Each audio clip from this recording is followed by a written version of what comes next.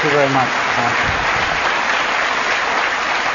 I'm going to start, in fact, talk throughout about an essay and a book written by Samuel Huntington entitled The Clash of Civilizations. When it first appeared in 1993 in the journal Foreign Affairs, it had a question mark after it. And it announced in its first sentence that world politics is entering a new phase. 3 years later, Huntington expanded the essay, some would say bloated it, to the size of a book without a question mark. The new book is entitled, which was published last year, entitled The Clash of Civilization and the Emerging World Order. My premise is that the essay is better than the book. I mean, it got worse the more he added to it. So I'll concentrate most of my attention on the essay, but make some comments about the book as we go along.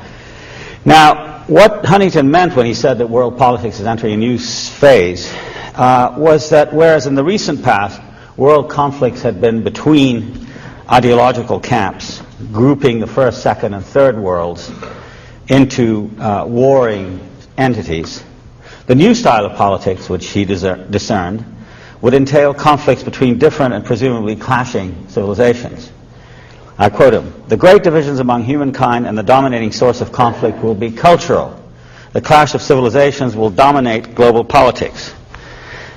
Later, he explains how it is that the principal clash will be between Western and non-Western civilization. But he spends most of his time in the two works discussing the disagreements, potential or actual, between what he calls the West, on the one hand, and on the other, Islamic and Confucian civilizations. In terms of detail, a great deal more attention, hostile attention, is paid to Islam than to any other civilization, including the West. Now, much of the tremendous interest subsequently taken in Huntington's essay, I think, derives from its timing rather than exclusively from what it says. As he himself notes, there have been several intellectual and political attempts since the end of the Cold War to map the emerging world situation, and this includes Francis Fukuyama's thesis on the end of history, which nobody talks about, sort of the end of Fukuyama, really, and the thesis put about during the latter days of the Bush administration, the theory of the so-called New World Order. But there have been more serious attempts to deal with the coming millennium in works by Paul Kennedy, for example, Eric Hobsbawm, less interesting and more rabid, Conor Cruise O'Brien, Robert Kaplan, and a book that's apparently making the rounds in campuses on Jihad versus McWorld by Benjamin Barber. All of these books have done so, have looked at the coming millennium with considerable attention to the causes of future conflict, which has given them all, I think justly, cause for alarm. The core of Huntington's vision, which is not really original with him, is the idea of an unceasing clash, a concept of conflict which slides somewhat effortlessly into the political space vacated by the unremitting war of ideas and values embodied in the unregretted Cold War, of which, of course, Huntington was a great theorist. I don't think, therefore, it's inaccurate to suggest that what Huntington is providing in his work, especially since it's primarily addressed to influential opinion and policymakers, is, in fact, a recycled version of the Cold War thesis that conflicts in today's and tomorrow's world will remain not economic or social in essence, but ideological. And if that is so, then one ideology, the West's, is the still point or the locus around which, for Huntington, all other civilizations turn. In effect, then, the Cold War continues, but this time on many fronts, with many more serious and basic systems of values and ideas like Islam and Confucianism, struggling for ascendancy and even dominance over the West. Not surprisingly, therefore, Huntington concludes his essay with a brief survey, not only his essay but his book as well, with a survey of what it is that the West must do to remain strong and keep its opponents weak and divided. He says, The West must exploit differences in conflicts, I'm quoting now, and conflicts among Confucian and Islamic states to support in other civilizations groups sympathetic to Western values and interests, to strengthen international institutions that reflect and legitimate Western interests and values, and to promote the involvement of non-Western states in those institutions. It's a very interventionist and quite aggressive attitude towards other civilizations to get them to be more Western. So strong and insistent is Huntington's notion that other civilizations necessarily clash with the West, and so relentlessly aggressive and chauvinistic is his prescription for what the West must do to continue winning, so that the reader is forced to conclude that he's really most interested in continuing and expanding the Cold War by other means, rather than advancing ideas that might help us to understand the current world scene, or ideas that would try to reconcile between cultures. Not only will conflict continue, but he says, the conflict between civilizations will be the latest phase in the evolution of conflict in the modern world.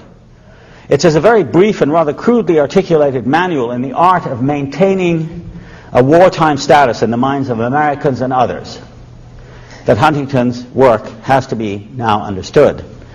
I'd go so far as saying that it argues from the standpoint of Pentagon planners and defense industry executives who may have temporarily lost their occupations after the end of the Cold War, but have now discovered a new vocation for themselves. But perhaps because Huntington is more interested in policy prescriptions than he is either in history or in the careful analysis of cultures, Huntington, in my opinion, is quite misleading in what he says and how he puts things. A great deal of his argument, first of all, depends on second and third-hand opinion that scants the enormous advances in our concrete understanding and theoretical understanding of how cultures work, how they change, and how they can best be grasped or apprehended. A brief look at the people and opinions he quotes suggests that journalism and popular demagoguery are his main sources, rather than serious scholarship or theory. When you draw on tendentious publicists and scholars, you already prejudice the argument in favor of conflict and polemic rather than in favor of true understanding and the kind of cooperation between peoples that our planet needs. Huntington's authorities are not the cultures themselves, but a small handful of authorities picked by him because, in fact, they emphasize the latent bellicosity in one or another statement by one or another so-called spokesperson for about that culture. The giveaway for me is the title of his book and his essay, The Clash of Civilizations, which is not his phrase, but Bernard Lewis's. On the last page of Lewis's essay, entitled The Roots of Muslim Rage, which appeared in the September 1990 issue of the Atlantic Monthly, Lewis speaks about the current problem with the Islamic world. I quote,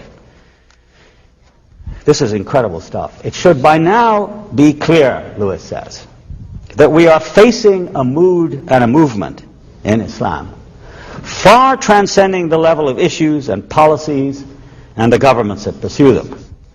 This is no less than a clash of civilizations, the perhaps irrational but surely historic receptions of an ancient rival against our, whenever you hear the word our, you want to head for the exit, against our Judeo-Christian heritage, our secular present, and the worldwide expansion of both.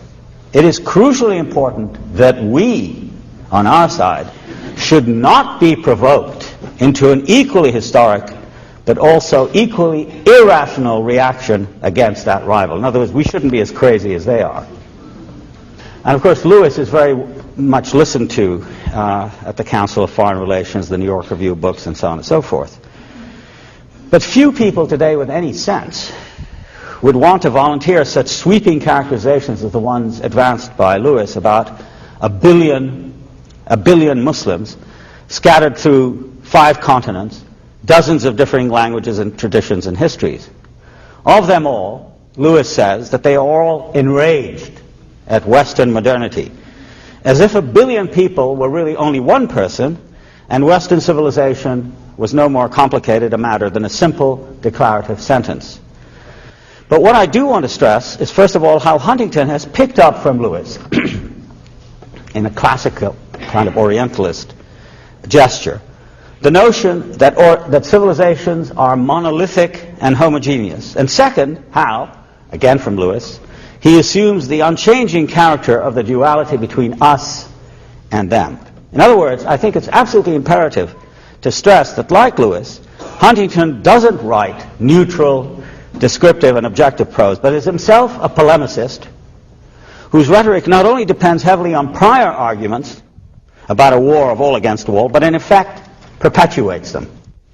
Far from being an arbiter between civilizations, which is what he suggests he might be doing, Huntington is a partisan, an advocate of one civilization over all the others. Like Lewis, Huntington defines Islamic civilization reductively, as if what most matters about it is its supposed anti-Westernism. I mean, it doesn't matter to him that Muslims have other things to do than to think about the West with hatred. But you get the impression that that's all they're thinking about, is how to destroy the West, bomb it, and, destroy the whole world, really. For his part, Lewis tries to give a set of reasons for his definition that Islam has never modernized, that it never separated between church and state, that it has been incapable of understanding other civilization, all of them, complete untruths. I mean, of course, the Arabs, the Muslims have traveled well before the Europeans in the East, in Africa, and in Europe, and were great discoverers of other civilization well before Marco Polo and Columbus. But Huntington doesn't bother with any of this. For him, Islam, Confucianism, and the other 5 or 6 civilizations, Hindu, Japanese, Slavic, Orthodox, Latin American, and African, that still exist, are separate from each other, and consequently potentially in a conflict which he wants to manage, not resolve. He writes, therefore, as a crisis manager, not as a student of cultures and civilizations, nor as a reconciler between them. At the core, and this is what has made his work strike so responsive a chord among post-Cold War policymakers, is this sense that you saw in crisis managing prose during the Vietnam War, this sense of cutting through a lot of unnecessary details. You go through masses of scholarship and huge amounts of experience, and you boil all of it down to a couple of catchy, easy to quote and remember ideas, which are then passed off as pragmatic, hard-headed, practical, sensible, clear. But is this, and now I come to the more serious part of what I have to say, is this the best way to understand the world we live in? Is it wise to produce a simplified map of the world and then hand it to generals and civilian lawmakers as a prescription for first comprehending and then acting in the world? Doesn't this, in effect, prolong and deepen conflict? What does it do to minimize civilizational conflict? Do we want the clash of civilizations? Doesn't it mobilize nationalist passions and therefore nationalist murderousness? Shouldn't we be asking the question, why is one doing this sort of thing? To understand or to act? To mitigate or to aggravate the likelihood of conflict? I'd want to begin to survey the world situation by commenting on how prevalent it has become for people to speak now in the name of large and, in my opinion, undesirably vague and manipulable abstractions like the West, or Japanese culture, or Slavic culture, or Islam, or Confucianism, labels that collapse particular religions, races, and ethnicities into ideologies that are considerably more unpleasant and provocative than Gobineau and Renan did 150 years ago. Let me give a couple of examples to illustrate what I mean. The language of group identity makes a particularly strident appearance from the middle to the end of the 19th century as the culmination of decades of international competition between the great European and American powers for territories in Africa and Asia. In the battle for the empty spaces of Africa, the so-called dark continent, France and Britain, Germany, Belgium, Portugal, resort not only to force, but to a whole slew of theories and rhetorics for justifying their plunder. Perhaps the most famous of such devices is the French notion of the civilizing mission, la mission civilisatrice, a notion underlying which is the idea that some races and cultures have a higher aim in life than others. This gives the more powerful, the more developed, the more civilized, the higher, the right to colonize others, not in the name of brute force or plunder, both of which are standard components of the exercise, but in the name of a noble ideal. Conrad's most famous story, The Heart of Darkness, is an ironic, even terrifying enactment of this thesis that, as the narrator puts it, the conquest of the earth, which mostly means the taking it away from those who have a different complexion or slightly flatter noses than ourselves, is not a pretty thing when you look into it too much. What redeems it is the idea. An idea at the back of it, not a sentimental pretense, but an idea, and an unselfish belief in the idea, something you can bow down before and sacrifice to. In response to this sort of logic, two things occur. One is that competing imperial powers invent their own theory of cultural destiny in order to justify their actions abroad. Britain had such a theory, Germany had one, Belgium had one, and of course in the concept of manifest destiny, the United States had one too. These redeeming ideas dignify the practice of competition and clash, whose real purpose, as Conrad quite accurately saw, was self-aggrandizement, power, conquest, treasure, and unrestrained self-pride. I'd go so far as to say that what we today call the politics or the rhetoric of identity, by which a member of one ethnic or religious or national or cultural group puts that group at the center of the world, derives from that period of imperial competition at the end of the last century. And this in turn provokes the concept of worlds at war that quite obviously is at the heart of Huntington's article.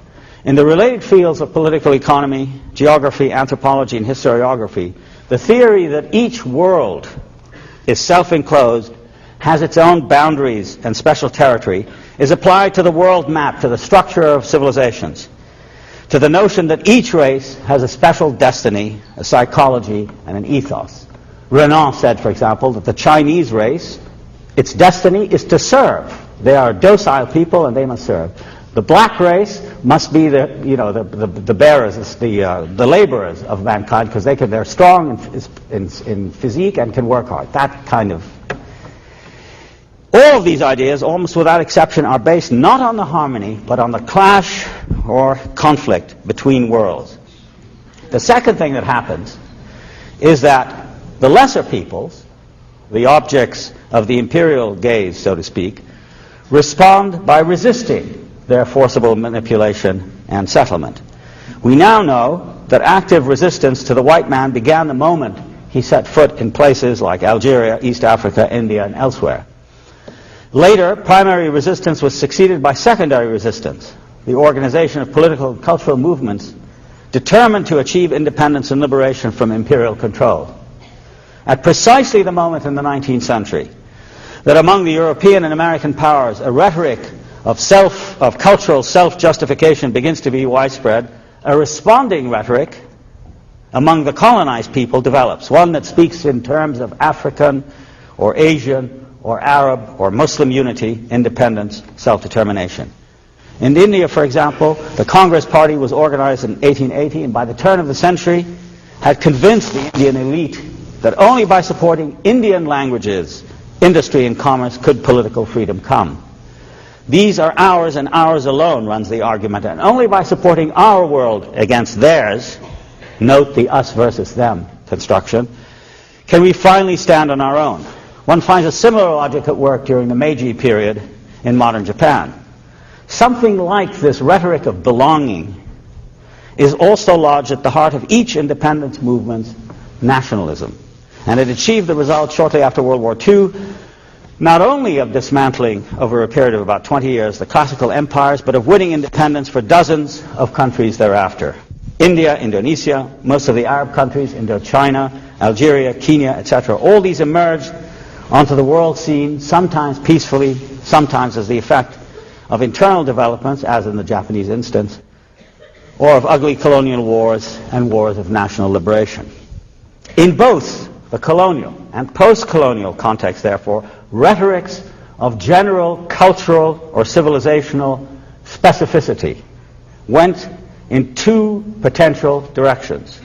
One, a utopian line that insisted on an overall pattern of integration and harmony between all peoples.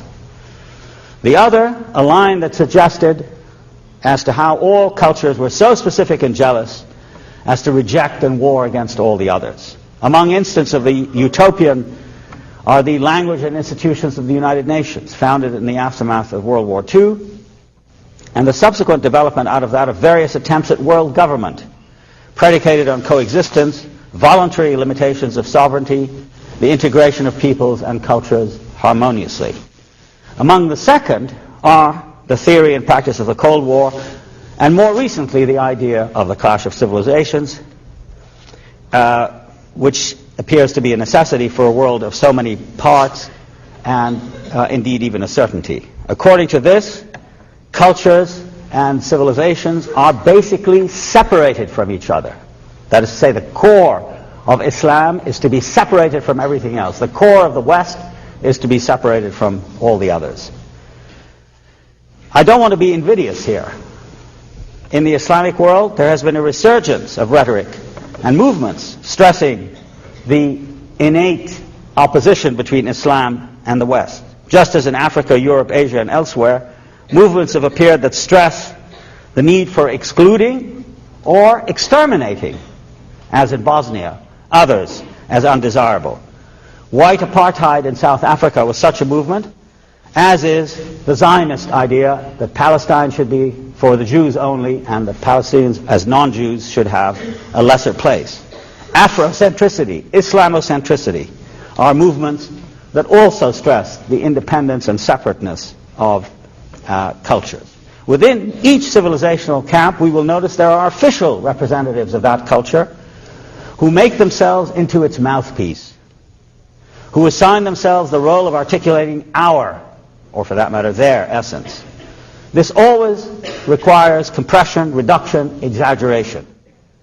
So in the first and most immediate level then, statements about what our culture is, civilization is, or ought to be, necessarily involves a contest over the definition. That's why I think it's more accurate to say that the period we're living in is not the clash of civilization, but the clash of definitions. Anyone who has the slightest understanding of how cultures really work knows that defining the culture, saying what it is for members of that culture, is always a major, and even in undemocratic societies, an ongoing contest. There are canonical authorities to be selected, regularly revised, debated, selected, dismissed. There are ideas of good and evil, belonging or not belonging, hierarchies of values to be specified, discussed, rediscussed. Each culture, moreover, defines its enemies, what stands beyond it and threatens it, an other to be despised and fought against. But cultures are not the same. There is an official culture, the culture of priests, academics, and the state. It provides definitions of patriotism, loyalty, boundaries, and what I've called belonging. It is this official culture that speaks in the name of the whole. But it's also true, and this is completely missing from the clash of civilization argument as we hear it in Huntington. In addition to the mainstream or official culture, there are dissenting or alternatives, unorthodox, heterodox strands that contain many anti-authoritarian themes in them that are in competition with the official culture. These can be called the counterculture, an ensemble of practices associated with various kinds of outsiders, the poor, immigrants, artistic bohemians, workers, rebels, artists. From the counterculture comes the critique of authority and attacks on what is official and orthodox. No culture is understandable without some sense of this ever-present source of creative provocation from the unofficial to the official. To disregard the sense of restlessness in the West, in Islam, in Confucianism, within each culture, and to assume that there's complete homogeneity between culture and identity, is to miss what is vital and fertile in culture. A couple of years ago, Arthur Schlesinger wrote a book called The Disuniting of America, which is a kind of cri de coeur about the way in which American in which American history, which for him is the history of Bancroft and Adams and so on, is dissolving into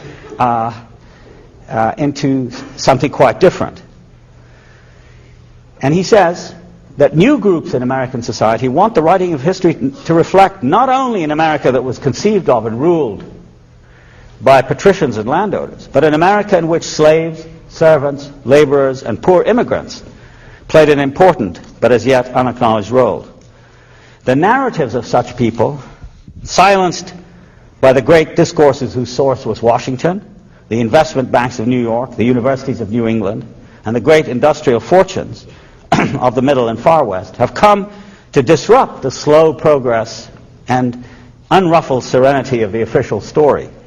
They ask questions, interject the experience of social unfortunates, and make the claims of lesser peoples, of women, Asian and African Americans, and various other minorities, sexual as well as ethnic.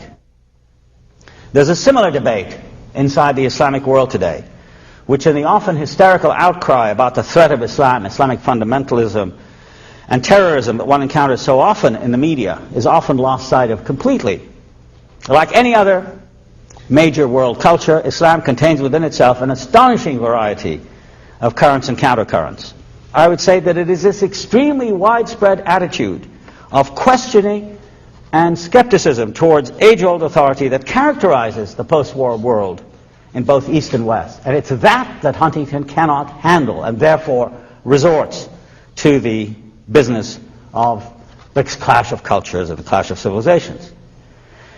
Two theorists of that sort, civilization identity is a stable and undisturbed thing, like a room full of furniture at the back of your house. This is extremely far from the truth, not just in the Islamic world, but throughout the entire surface of the globe. To emphasize the differences between cultures is completely to ignore the literally unending debate about defining the culture or civilization within those civilizations, including Western ones. These debates completely undermine any idea of a fixed identity, and hence of relationships between identities, what Huntington considers to be a sort of ontological fact of political existence, to wit, the clash of civilizations. Too much attention paid to managing and clarifying the clash of cultures obliterates something else. The fact of a great, often silent exchange and dialogue between them. What culture today, whether Japanese, Arab, European, Korean, Chinese, Indian, has not had long, intimate, and extraordinarily rich contacts with other cultures? There is no exception to this exchange at all. Much the same is true of literature, where readers, for example, of Garcia Marquez, Naguib Mahfouz, Kenzaburo Oe, exist far beyond the national or cultural boundaries imposed by language and nation. In my own field of comparative literature, there's a commitment to the relationships between literatures as to their reconciliation and harmony, despite the existence of powerful ideological and national barriers between them. And this sort of cooperative, collective enterprise is what one misses in the proclaimers of an undying clash between cultures. The lifelong dedication that has existed in all modern and ancient societies among scholars, artists, musicians, visionaries, and prophets, to try to come to terms with the other, with that other society or culture that seems so foreign and so distant. It seems to me that unless we emphasize and maximize the spirit of cooperation and humanistic exchange, and here I don't speak simply of uninformed delight or amateurish enthusiasm for the exotic, but rather profound existential commitment and labor on behalf of the other, unless we do that, we are going to end up superficially and stridently banging the drum for our culture in opposition to all the others. And we know also, in another very important study of the way cultures work, the book co-authored or co-edited by Terence Ranger and Eric Hobsbawm, that even tradition can be invented I mean, the idea of a culture and a civilization being something that's stable and fixed is completely disproved by this notion of how traditions can be invented, manufactured for the occasion. So the traditions are really not the wonderfully stable things that we are, but rather abstractions that can quite easily be created and destroyed, manipulated, and so on. As I've argued in several of my own works, in today's Europe and the United States, what is described as Islam, for instance, because this is where the burden, I think, of Clash of Civilizations thesis goes. What is described as Islam belongs to the discourse of Orientalism, a construction fabricated to whip up feelings of hostility and antipathy against a part of the world that happens to be of strategic importance for its oil, its threatening adjacence to Christianity, its formidable history of competition with the West.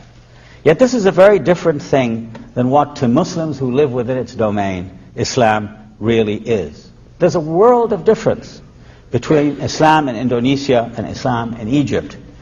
By the same token, the volatility of today's struggle over the meaning and definition of Islam is evident in Egypt, where the secular powers of society are in conflict with various Islamic protest movements and reformers over the nature of Islam. And in such circumstances, the easiest and the least accurate thing is to say, that is the world of Islam, and see how it is all terrorists and fundamentalists, and see also how different, how irrational they are compared to us. But the truly weakest part, and I conclude here, of the weakest part of the clash of cultures and civilizations thesis is the rigid separation assumed between them, despite the overwhelming evidence that today's world is in fact a world of mixtures, of migrations, and of crossings over, of boundaries traversed. One of the major crises affecting countries like France, Britain, and the US has been brought about by the realization, now dawning everywhere, that no culture or society is purely one thing.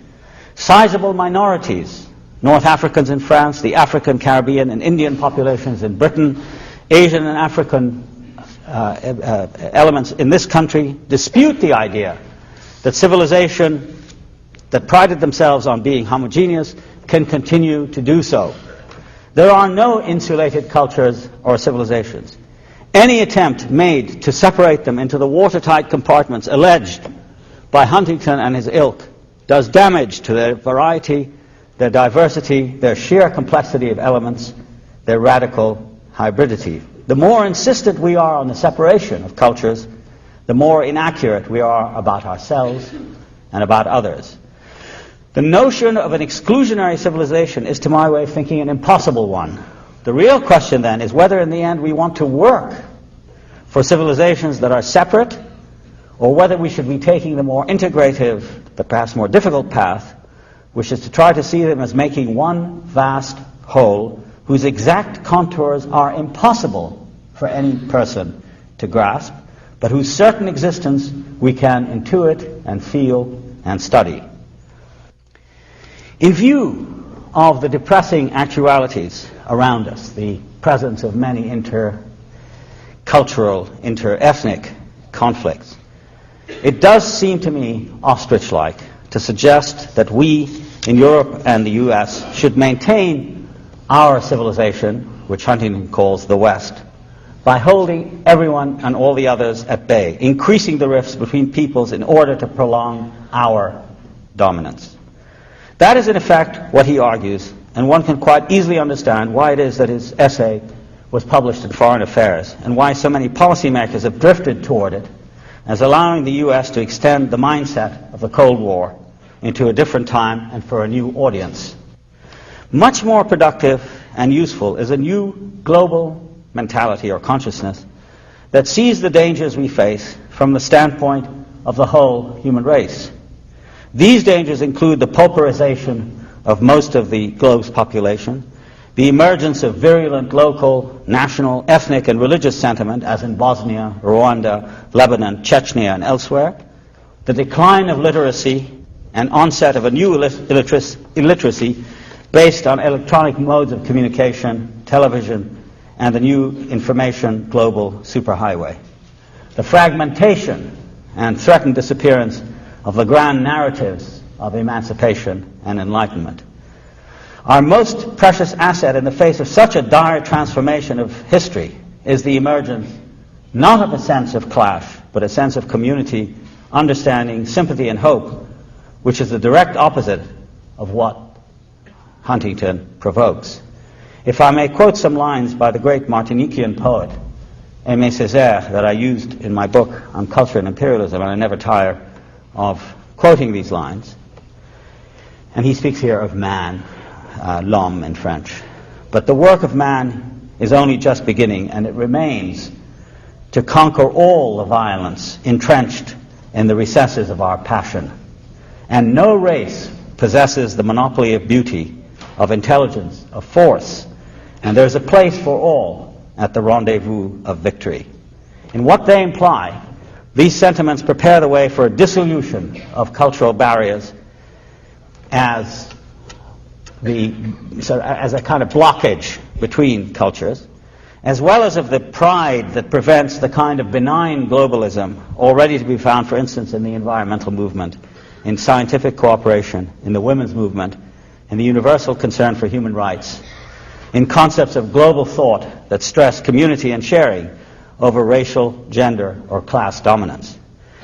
It would seem to me, therefore, that efforts to return the community of civilizations to a primitive stage of narcissistic struggle needs to be understood not as descriptions about how, in fact, civilizations behave, but rather as incitements to wasteful conflict and unedifying chauvinism.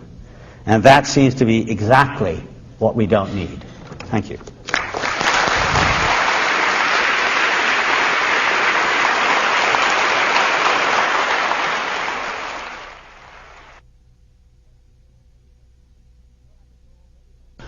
Well, I think there are already all kinds of commonalities. I think the first step is to recognize them as actually having taken place. That I think also for me, the idea that cultures are somehow separate entities and exist all by themselves with occasional interruptions by people with darker skin or whiter skin or whatever is simply wrong. I mean, I think the first thing, and I think this is where education is terribly important, and probably one of the reasons why the conservative movement, and not just here, but in most countries of the world, has something very important in common, and that is the constantly accented cry about tradition. We should go back to our tradition. We should learn our languages. We should concentrate on our books and our culture, that sort of thing. And I think that's bankrupt. I mean, I think all systems of education, alas, are still deeply, sometimes unconsciously, nationalistic. So I think we have to denationalize education and realize and make it possible for people to understand that we live in a very complex and mixed world in which you can't separate cultures and civilizations from each other, but in fact history ought to be taught as the exchange and, of course, the clash of civilizations. So I think that's the first step. And once you go from there, then I think we have a better understanding of the way certain kinds of conflict are wasteful and hopeless. I mean, ethnic cleansing, the idea of apartheid, all of these schemes for isolating people, and so on and so forth. I mean, I think it's fairly clear and straightforward. Alas, it requires a lot of work because you're bucking a very, very strong, entrenched position, which says that we are the center of the world, whoever we are. And all of what I've said is really intended as a critique of that kind of monotheistic position.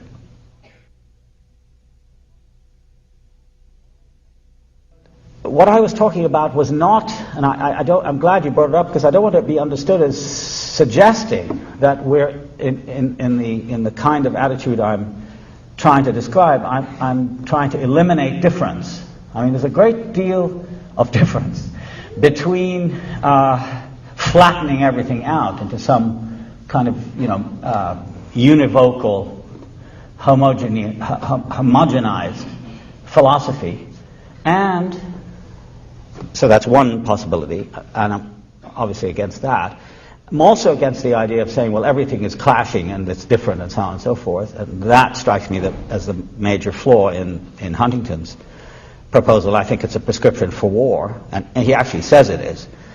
And third is the other alternative, which is what I call coexistence, but coexistence with the preservation of difference. I mean, in other words, that you be able to live with those who are different from you in all kinds of ways, assuming that there's a kind of, as the English poet Gerard Manley Hopkins says, there's a kind of radical inscape to each individual. There's this kind of different kind of construction or constitutiveness to all people in some way, and which applies to all languages, to all cultures, if you want to use that phrase.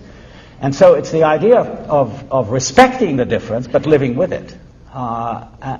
Human history is really a long history of compelling difference, either by assimilation or by extermination, by domination. And I'm certainly not suggesting that what we need is a unified and simplified and reduced culture that includes everyone without distinction. Everybody should wear the same uniforms and so on. That's not what I'm talking about. I'm really talking about the preservation of difference, recognizing that difference is all, but coexistence between them, rather than saying, well, we are different, therefore you have to stay away from us, or we have to protect ourselves against you, or we should destroy you. That's very, very dangerous. And I think there are indications, as I suggested at the end of my talk, in movements of what might be called a benign global consciousness, in, for example, the environmental movement, where environments differ, but they're all threatened, and they differ in different ways and have to be preserved and studied according to those differences, not according to some universal model.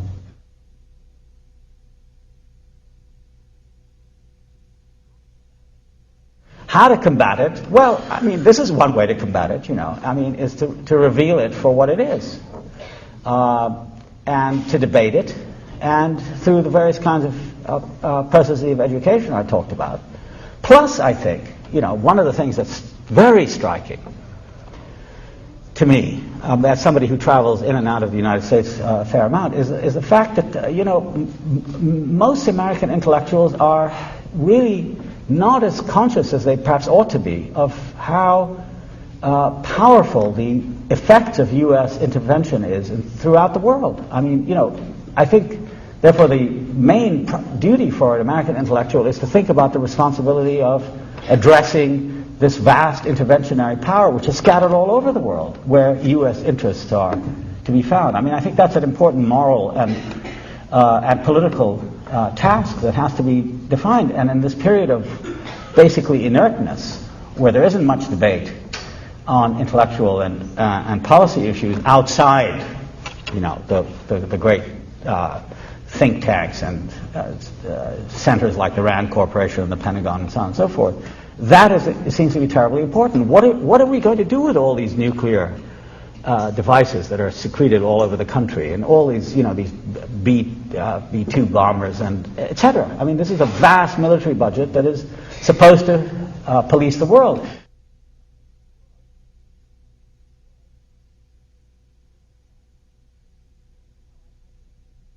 No, I think that the situation of the Palestinians is, at this moment, really quite, well, it's verging on the catastrophic, I'd say. I mean, it's not a happy moment. Not only is there really a quite crazy, in my opinion, well, egregious is the word I sometimes use for Netanyahu, but I mean, there's something quite bloodthirsty about it.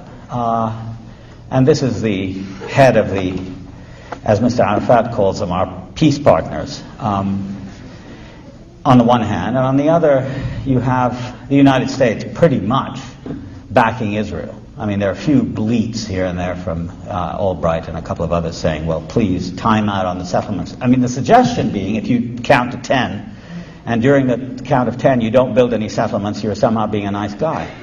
And then after 10 you can build all the settlements you want, which is the theory, I think. And supplying Israel with billions of dollars a year. They say $3 billion. There was a letter in the Times yesterday exactly about that. Say, well, why don't we say something to them about it? We keep on punishing the Palestinians. We withhold $100 million of aid, and here for the Palestinians because they're not fighting terrorism enough, which means pretty much lock everybody up. So why don't we withhold some of the aid to Israel? Was the question. I think it's a very good question. It's never asked. And then I mean, it's a catalog of woes. And then, you know, we're at a moment in our history as Palestinians, that we are led by, I don't know, words fail me, I don't know what we're led by, but not a very bright leadership. You know, going from one mistake after another without and there's a kind of natural thing that occurs amongst most people, that in times of trouble you don't want to change horses in midstream. I mean, and there's the leader, and we're beset on all sides. We can't move. The refugees have no passports. They're unable to work. They're unable to travel. You know, there's 7 million Palestinians in the world today, more or less, facing the same problems. Some obviously worse than others. And the people on the West Bank and Gaza have lost, 50% of their income over the last 4 years since the peace process began. And unemployment is up to anywhere between 30 and 60%. And houses are constantly being destroyed, and property is taken from Palestinians, and new settlements are being built in Jerusalem. Jerusalem is being Judaized. So in all of this, it's very difficult to say that there's much brightness on the horizon. I think it's a particularly bad period, which I'm afraid will get worse, because the leadership is very shaky. Arafat has very little popularity now for obvious reasons. I mean, he hasn't delivered anything except problems, and he keeps rounding people up, as the Israelis tell him to do. And his men in Washington keep on conceding more to the Israelis, agreeing to more humiliating terms.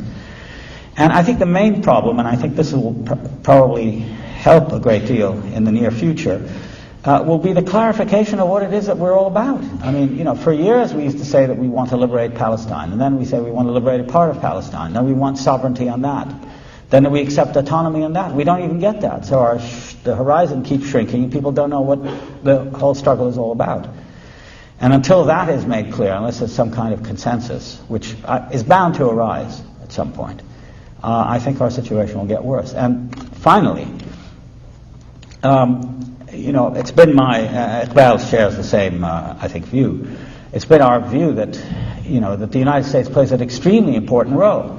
And I think the view of most people, I'm talking about, citizens like ourselves, is that the situation in the Middle East, especially with regard to Israel and the Palestinians, is simply unacceptable. I mean, this is, the most extraordinary kind of flouting of the rules of international and even national behavior. Collective punishment is the order of the day. People are killed all the time, and the idea is that Israel can do this, and we can continue to pay for it. So what I've been surprised by is the absence of a movement in this country of people who are willing to take this quite important issue. And it's a movement, I think, that a lot of Jews have to be involved in it. I don't think it's just, I know it's Rosh Hashanah, so I don't think but it's not something that you can turn your head away from, because this is done in the name of the Jewish people. And I think it's a quite important political and historical struggle. And at the bottom is a question of fairness and justice. Not of the United States, but of the future of these two peoples who have to in some way share Palestine. But I think the role of the United States and the United States citizenry is absolutely central. Raised consciousness and asking questions, and not allowing these things to happen in the name of the West and the great and the good and the beautiful, without demurral. And I think, if I might just say one more thing to my Jewish friends, that I think the crisis is a crisis of conscience. That is to say, until there's a widespread recognition and acknowledgement of what Israel cost the Palestinians, and that the present identity of Israel today is fundamentally intertwined with the tragedy of the Palestinians, one caused by the other, there will never be peace, because you can't continue to sweep away the fact that Israel was constructed on the ruins of another society and by the mass dispossession of another people who remain unacknowledged as just sort of obscure natives in the background. Back to the desert. Let them go to one of the other Arab countries. That's been the position. The Oslo Accords say specifically that Israel bears no responsibility for the costs of the occupation. This after 26 years of military occupation, no responsibility. As an Israeli journalist said, he said, we took over the country in 1948 from the British. The British left us the port of Haifa, a road system, an electrical system, a large number of municipal buildings, and lots of prisons. And we could build Israel. Without that, there would be no state today. If we had taken Palestine in 1948 the way we left Gaza for the Palestinians, there would be no Israel. We destroyed the economy. We deported most of the capable people. We forced the people to live in hovels and refugee camps over a period. I mean, if anybody's been to Gaza, it's one of the most criminal places on earth because of Israeli policy of occupation. And they bear no responsibility for it. I mean, that's simply unacceptable, even for the Jewish people who have suffered so much. It's unacceptable. You cannot continue to victimize somebody else just because you yourself were a victim once. There has to be a limit.